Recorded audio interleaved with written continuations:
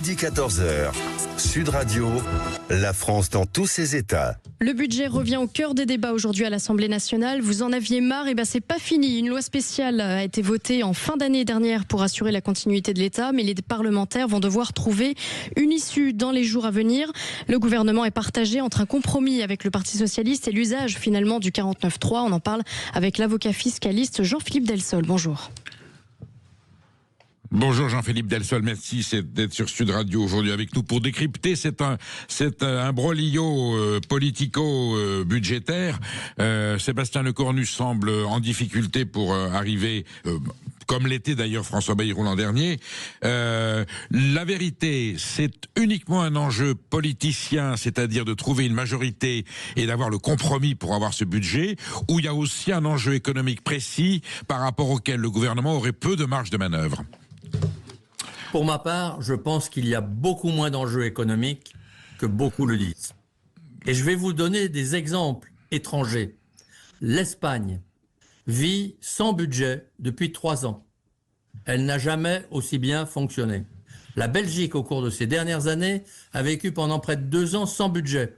Ça a été une période formidable. Pourquoi ? Parce que quand il n'y a pas de budget, le gouvernement ne peut pas voter de nouvelles lois pour imposer les uns les autres, etc. Il ne peut pas augmenter les impôts. Il est obligé d'en rester à ce qui avait été décidé auparavant. Enfin, un peu de stabilité fiscale. Et ça, c'est peut-être formidable. Ça mérite en tout cas de le méditer. Absolument.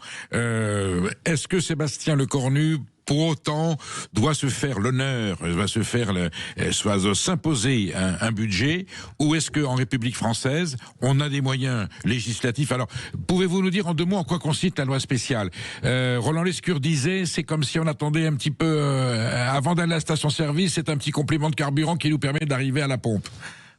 On pourrait dire ça. En réalité, c'est un peu plus que ça tout de même.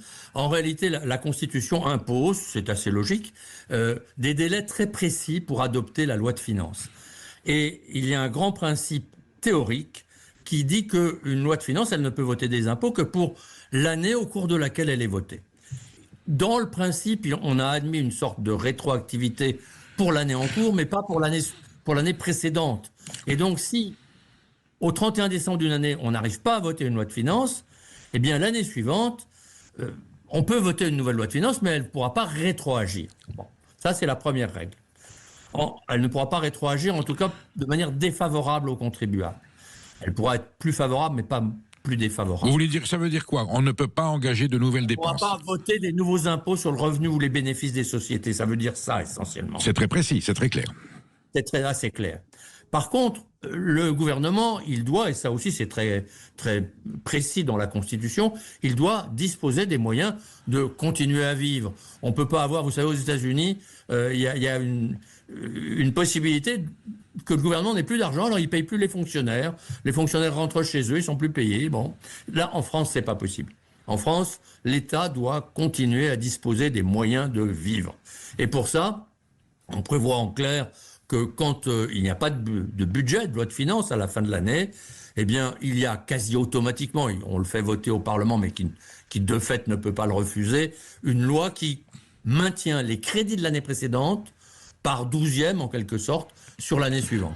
C'est-à-dire, tant qu'on n'aura pas de loi de finances, le gouvernement peut utiliser, à minima, juste pour faire vivre les services tels qu'ils sont, et éventuellement pour engager, mais c'est très limité, des dépenses nouvelles d'intérêt vraiment urgent, impérieux et général, eh bien, le gouvernement va reconduire les dépenses et les ressources de l'année précédente. Aujourd'hui, Jean-Philippe Delsol, l'enjeu politique, économico-politique porte sur quel créneau?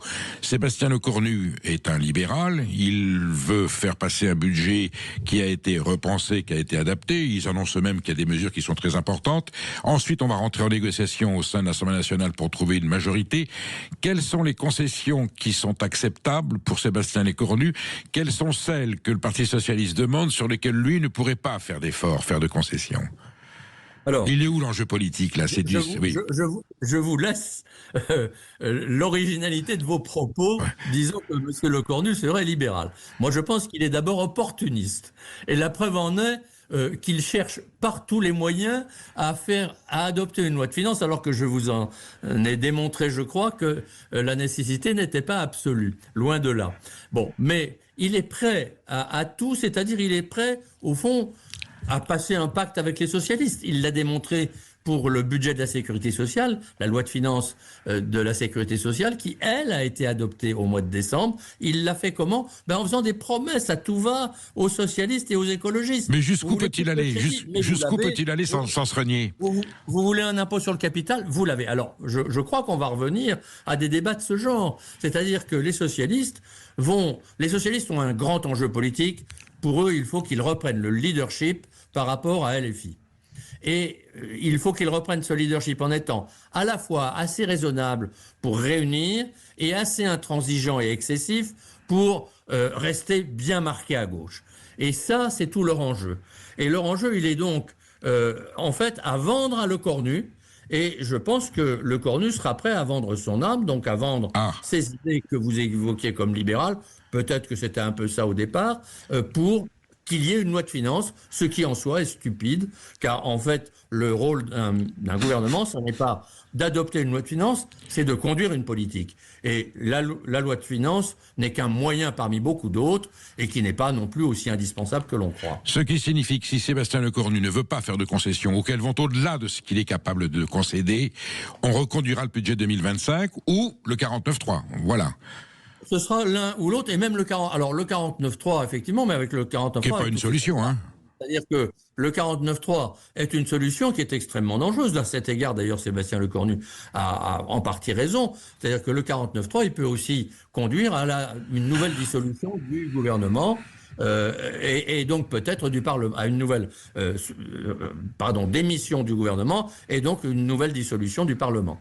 Vous, depuis votre institut de recherche économique et fiscale, Jean-Philippe Delsol, si vous étiez, pas aux commandes, si vous étiez consulté pour ce budget 2026, quelle est la première mesure ? Qu'est-ce qui est essentiel aujourd'hui ? Est-ce qu'il faut faire des économies ? Est-ce qu'il y a des dépenses à engendrer ? Est-ce qu'il y a des secteurs qu'il faut soutenir et d'autres au contraire sur lesquels il faut revenir ? Alors, en effet, je crois que la grande erreur de ce budget 2026, c'est qu'il ne raisonne qu'en recettes supplémentaires pour combler le déficit, alors que pour combler le déficit qu'il faut effectivement combler, il est inimaginable de laisser finalement la France avec un tel déficit qui se reconduit d'année en année, qui s'amplifie même d'année en année. Eh bien, il faut réduire les dépenses. Et au fond, on n'entend plus parler de réduire les dépenses. On n'entend que comment trouver de nouvelles ressources. Je crois que la priorité, c'est donc de faire des coupes sombres dans un certain nombre de dépenses. Elles sont possibles, ces économies. Elles peuvent être même considérables. Dans notre institut, à l'IREF, nous avons estimé que nous pouvions faire, dans le temps, ça ne peut pas se faire d'un coup de baguette magique, mais dans le temps, on peut faire des dépenses allant jusqu'à 200 milliards par an. Nous les avons chiffrées et c'est possible. Donc, c'est là une faute même du gouvernement que de ne pas engager ces économies de manière drastique. Est-ce que le modèle social reste quand même, j'allais dire, le point le plus douloureux, le plus compliqué de cet enjeu budgétaire ? Oui, merci de le dire. Ce qui est vrai, c'est que, en fait, les gouvernements successifs, de quelque couleur qu'ils soient, ont habitué les Français à être assistés. La France est le pays qui a en pourcentage de son produit intérieur brut, c'est-à-dire de ses richesses, de la production de richesses, c'est le pays qui a le taux de dépenses sociales, 32 à 33% environ de son PIB, le plus important du monde.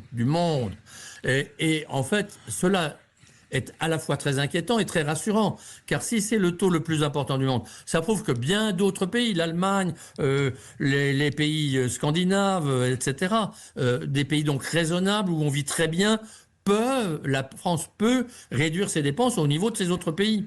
Et c'est là d'ailleurs qu'on s'aperçoit qu'il y a très vite des 200 milliards de dépenses à faire possibles.